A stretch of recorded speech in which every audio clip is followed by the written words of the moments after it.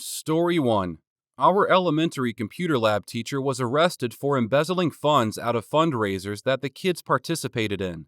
One of the fundraisers was just your typical, "Hey, we're raising money for your school, sell enough crap and you get a party bus and pizza." It wouldn't be that infuriating if it stopped there.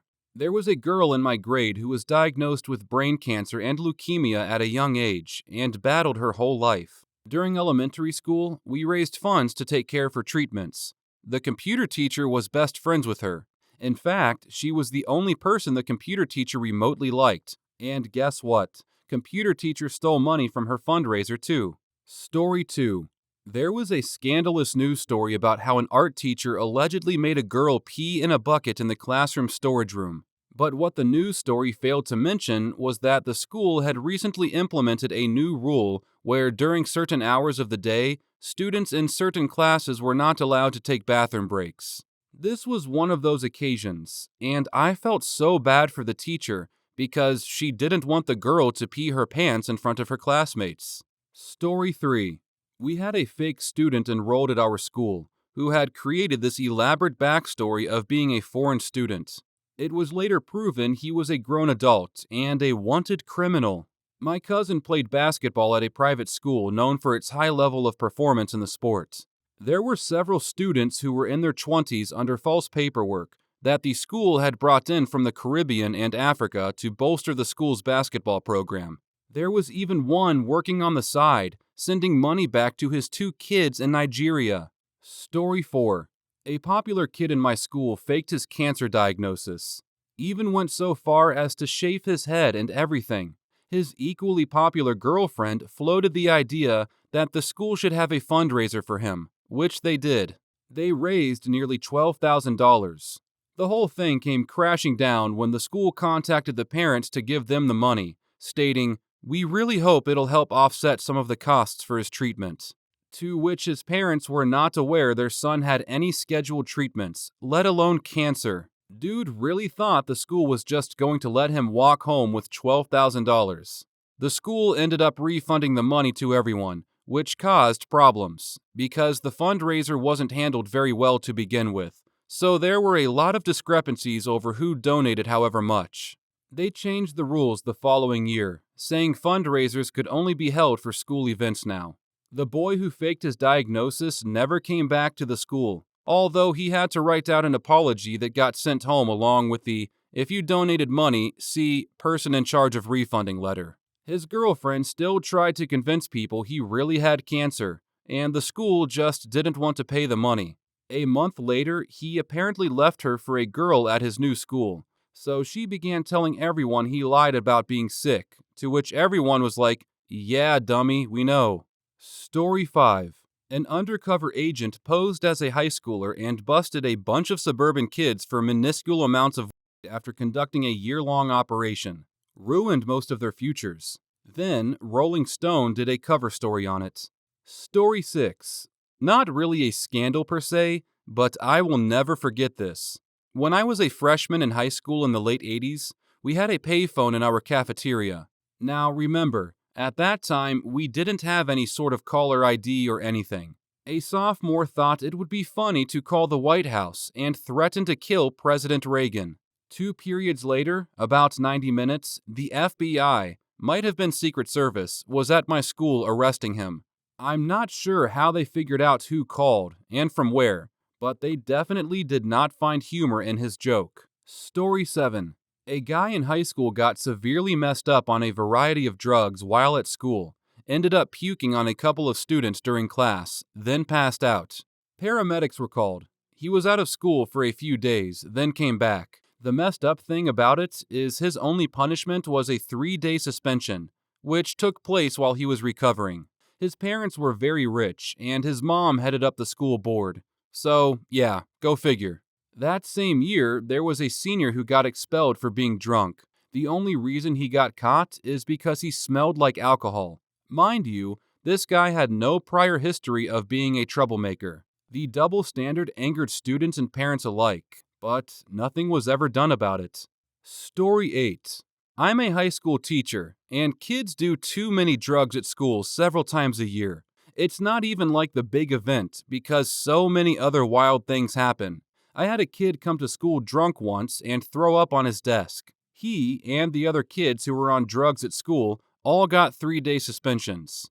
My school doesn't technically expel anyone, much less for drugs or alcohol, but there is an alternative type of education for the worst offenders, including the kids who chatted over school email about how they were going to kill their N-word teacher and made specific plans to do it. Story 9.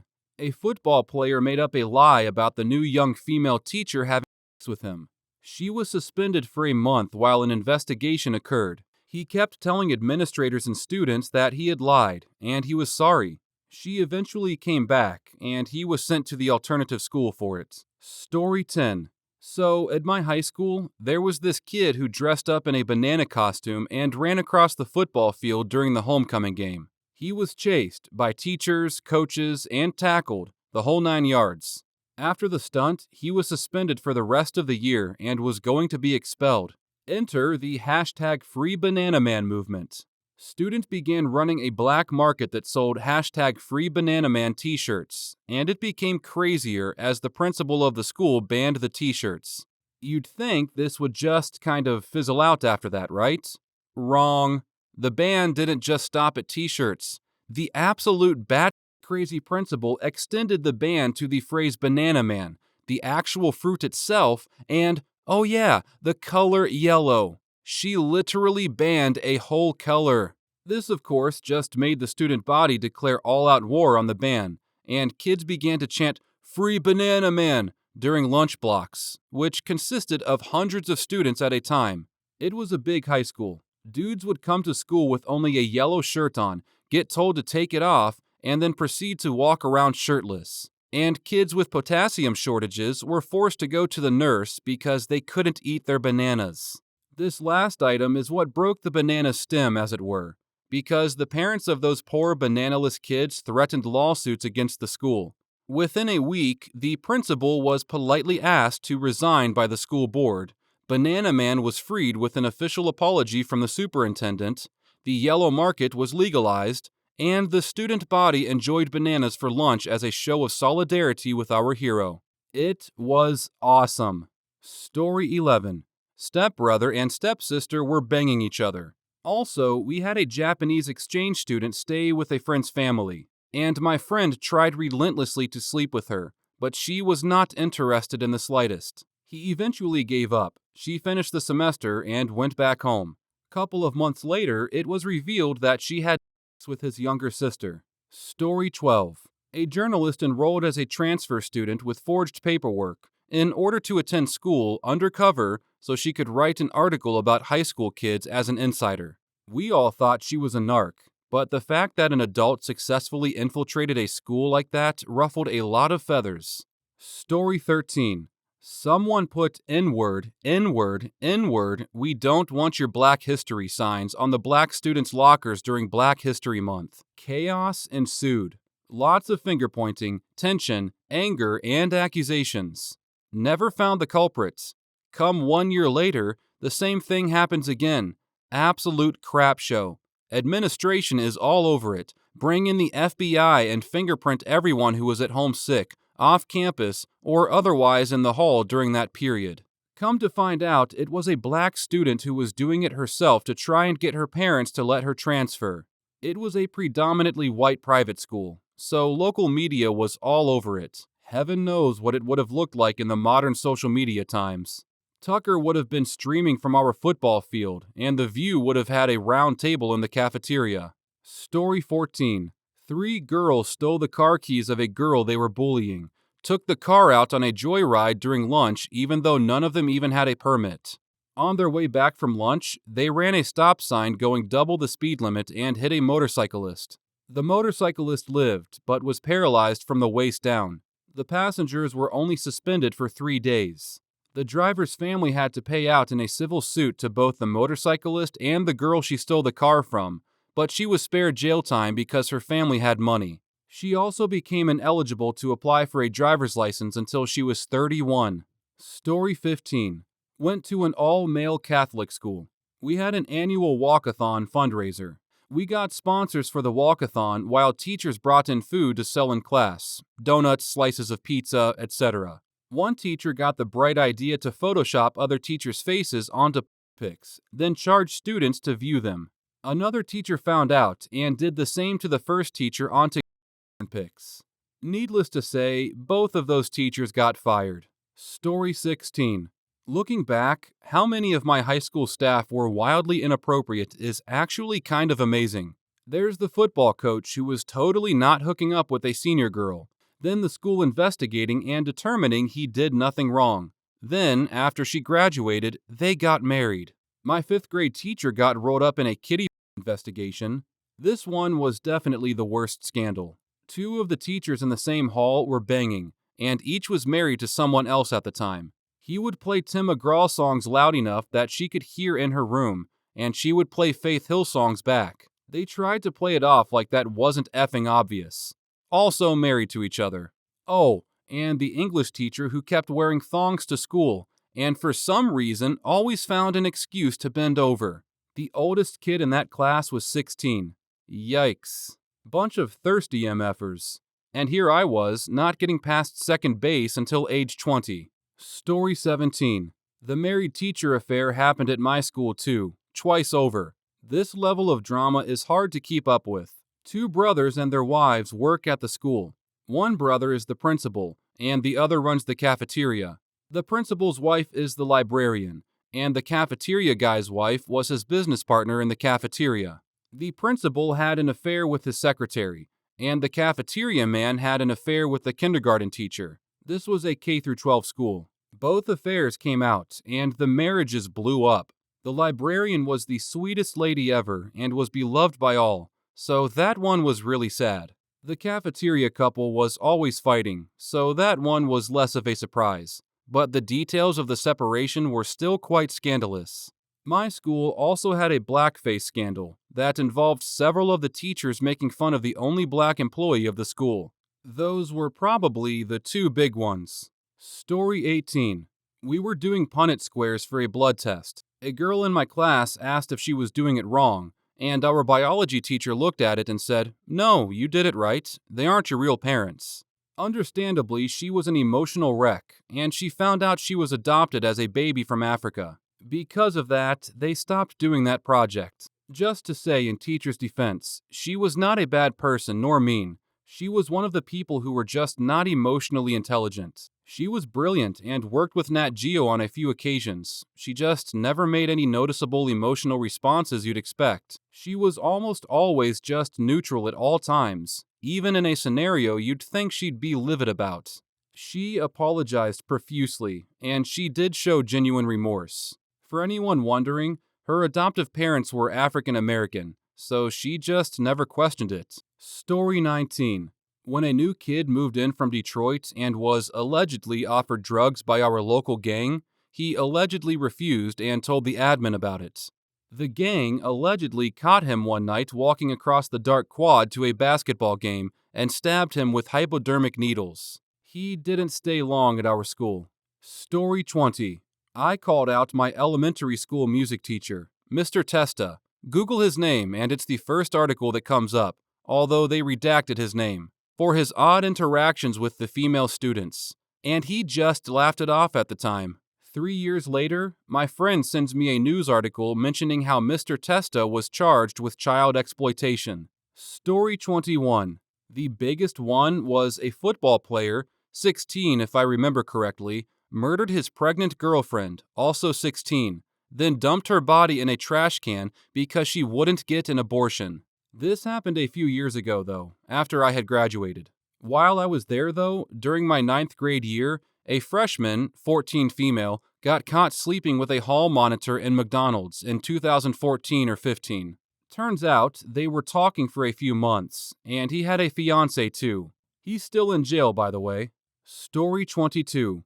A kid in school told everyone that he walked in on the guidance counselor banging the secretary on the copy machine. The guidance counselor later confessed to the whole situation before a congregation at his church. Members included his wife and kids, and her husband and kids. She was not expecting the confession, and both of their marriages ended and they were terminated from their positions. Sadly, the secretary passed from cancer 2 years later. I never did learn what happened to the guidance counselor, though. Story 23. I was a crossing guard in the 7th grade, which means we got to go to Washington, D.C. during spring break. Our sponsors were the special ed teacher and a PE coach. On the train ride up, she sat with the girls while he sat with the boys. During the week, we noticed them getting chummier, but nobody really picked up on what was going on. The second night, around 9 p.m., the coach walked into the room where the boys stayed and told us not to leave our room for any circumstance, while he and Mrs. Ringland grabbed a quick bite. Oh, and to not tell anyone. That was the every night routine. My guess as a grown-up, they were getting a room of their own and making the beast with two backs. On the overnight train trip home, they sat together. That summer, they both left their spouses and moved to, rumor has it, El Paso. Story 24. Teacher was fired for having an inappropriate relationship with a student. The whole thing resulted from an overnight field trip in which there was supposedly one seat short on the bus. Interestingly enough, there wasn't, because I was sitting in the back row, and there was one empty seat back there. So the student rode the 7-hour drive with the teacher. Another student reported the situation when they didn't arrive where they were supposed to be when they were supposed to be there. The teacher was retired military, and as a result of the fiasco, not only did he lose his job and license to teach, but he was also stripped of his retirement benefits due to the nature of his conviction. Story 25. Long after I graduated, but one day, while reading the papers, I was shocked to discover that my 5th grade teacher, Mr. Nielsen, had been arrested by the FBI after they broke down his door and discovered he was running an international CP ring. They removed 3 truckloads of materials from the basement of his New Jersey home, and he was running an operation from his basement, mailing this filth all over the world, some of which involved children and donkeys. The wife claimed total innocence, swearing she had not the slightest clue, that he always kept the basement door locked, but remembered he hired a donkey once, supposedly for their daughter's birthday party, and thought it odd that when she then left for a few days to visit relatives, the donkey was still there when she got back. He swore in court that he never used children from his schools where he taught, which begged the question, where the hell did he get the children from then to make all this garbage? He got 25 years to life for the seriousness of the crime. Story 26. Committed by me. $5 a month to automate signing up for a free period class, since our school used to run a system that would force you to sign up for a class every day, or else you'd get no electronic devices in study hall. Me and a couple of buds wrote a program that would sign you up for a class automatically every day so that you'd never get the study hall. Pretty simple. It got a fair bit of business, to say the least. Anyways, one of my friends started abusing the datasets. We had a mini security breach. He leaked the password of some kid he didn't like. Should have made it more anonymous.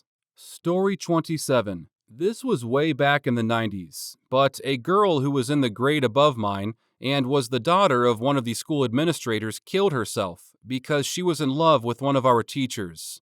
Though it was never made clear whether the teacher in question had been involved with her in any way that could be considered inappropriate, or it was one-sided, and she simply had an unhealthy fixation with him. Story 28. A high school football coach allegedly bit, with his teeth, a shirtless freshman on his shoulder while he was taking a drink from the water fountain. It left visible marks. Coach also, allegedly, made lewd remarks following it. Coach was fired. The district tried to sweep it under the rug, and then he was elected to be a city councilman within a year or two. Story 29. Senior prank went too far. They took all the dead cats and rabbits meant for dissection and hung them from ropes around the school and traumatized a bunch of kids. I think PETA or some organization heard about it and was trying to get our school to switch to a computerized dissection program. Also found out after I graduated high school, my old math teacher threatened to bomb the school and was arrested. Oh, and one of the kids I knew got hit by a train after school when he was crossing the tracks just across from the school. He had headphones in and decided to stop right on the tracks while he was texting, and his friends couldn't get his attention in time. Story 30. My elementary school, a Catholic school in a small town in the mid-'80s. A very troubled 8th grader who lived adjacent to the school convinced two young siblings to enter the school after hours through a way he had used before, and proceeded to gruesomely murder both of them. In our town, it was notoriously referred to as the Dungeons and Dragons murders. I always thought that was just some more bullcrap from the 80s trying to convince kids that whatever they were into had something to do with the devil. I was in high school one day when a local police officer came to our class to do some safety talk, but afterwards stayed for a good hour just to answer questions any kid had. Somehow, someone asked about the murder they heard of in town, and the officer told a chilling tale, having been one of the officers on scene back when it happened. He said after being caught, the murderer was put into a mental hospital of sorts, being a kid, and was still locked up, thankfully. But sure enough, he told us how the murderer had been delusional and was obsessed with D&D. He had believed that he had ascended himself and his character in the game, or perhaps in real life, and he needed to sacrifice two small children. The small town has had a few random murders, but that one is the saddest and most well known.